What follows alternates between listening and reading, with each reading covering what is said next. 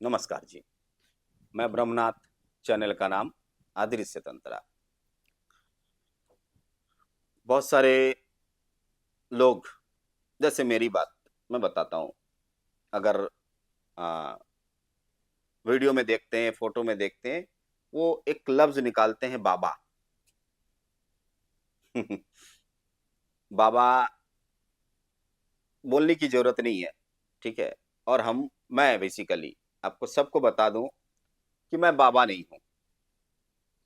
ना मैं बाबा हूं, ना आपके लिए गुरुजी हूं। नहीं हूं। ना मैंने आपको मंत्र दिया है, और ना मैं आपका आपका बाबा बनना चाहता हूँ। और बाबा शब्द जो समाज में चलती है, ये गाली है, याद रखिए। ठीक है। ये एक गाली की तरह आप यूज करते हैं, तो इसे यूज ना करें। खासकर मेरे लिए तो बिल्कुल नहीं। मैं ऐसा कोई भी चीजें बिल्कुल नहीं चाहता कि मुझे कोई गुरुजी बोले, कोई बाबा बोले। मुझे जरूरत नहीं है। ठीक है। चलिए आज बात करते हैं कि जो तंत्र धारक होते हैं, तंत्र साधक होते हैं, वो तंत्र साधक और एक हठयोगी, ये दोनों में कितनी अंतर होती है। बड़ी अच्छी वीडियो है, बड़ी अच्छी बातें बताएंगे। जरा ध्यान से सुने। वे खासकर वे लोग जो साधना करते हैं, चाहे वो हठी योगी हो या फिर तंत्र साधक हो। ठीक है। दोनों में अंतर कुछ नहीं है। सिमिलर सा अंतर है, छोटी छोटी अंतर होती है। ठीक है। एक मौन रहते हैं, और एक मौन रह के कुछ एक्टिविटी होते हैं। बस इतना ही है। ठीक है। तो बताते हैं धीरे धीरे एक तंत्र साधक धीरे धीरे हठयोगी बनते हैं, और एक हठयोगी धीरे धीरे तंत्र साधक की तरफ आते हैं। कैसे आते हैं? जब एक तंत्र साधक को ये समझ होती है कि ये जो सारे चीजें हैं, जो भी पूजा अर्चना के जो भी सामानें होती है, वो मेरे लिए नहीं है। जैसे मूर्ति हो, वो मेरे लिए नहीं है, मेरे काम की नहीं है वो।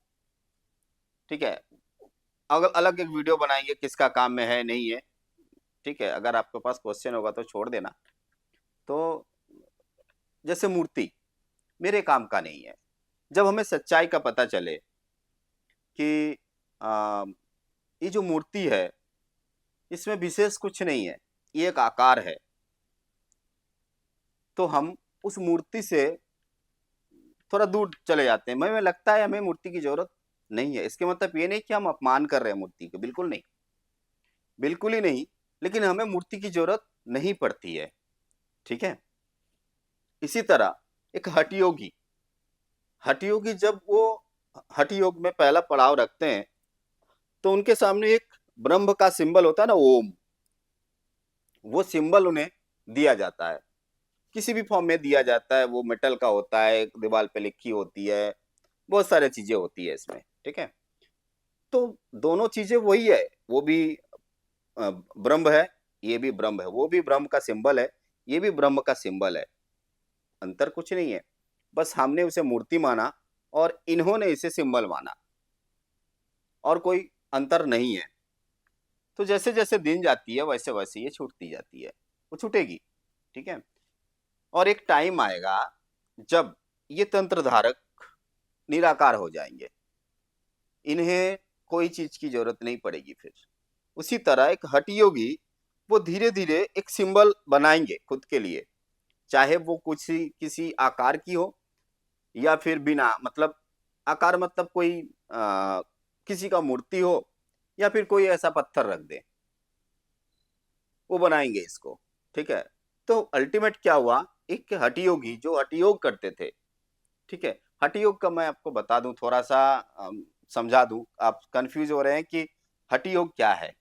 हठयोग ये है, हमारे माथे के ऊपर रहता है सूर्य, ठ, और नीचे की तरफ चंद्रमा। ठीक है। चंद्रमा।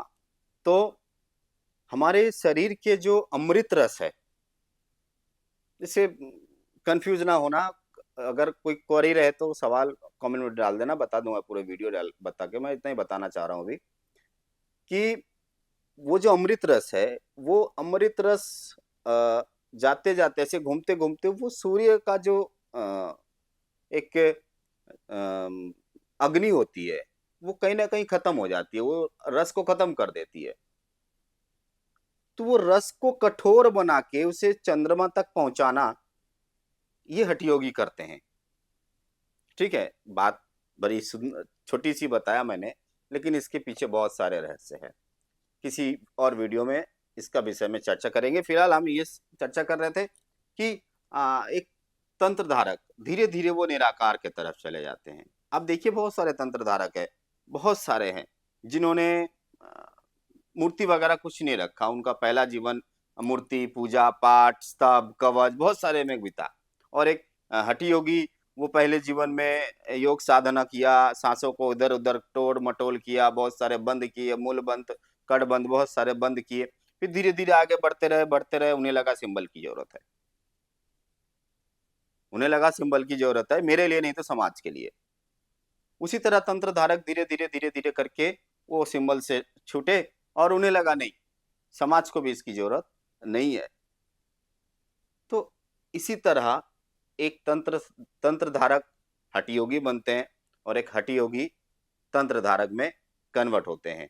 कोई भी क्वेश्चन आपके पास ऐसा रहे किसी भी विषय में, मैंने इस वीडियो में बहुत सारी चीजों को उल्लेख किया है, किसी भी चीज को अगर आपको लगे कि इसके विषय में ज्यादा नॉलेज आपको चाहिए, तो आप कमेंट बॉक्स में कमेंट छोड़ देना, मैं जरूर बताऊंगा इसके विषय में। ठीक है, तो आज के लिए इतना ही। ओम नमः शिवाय।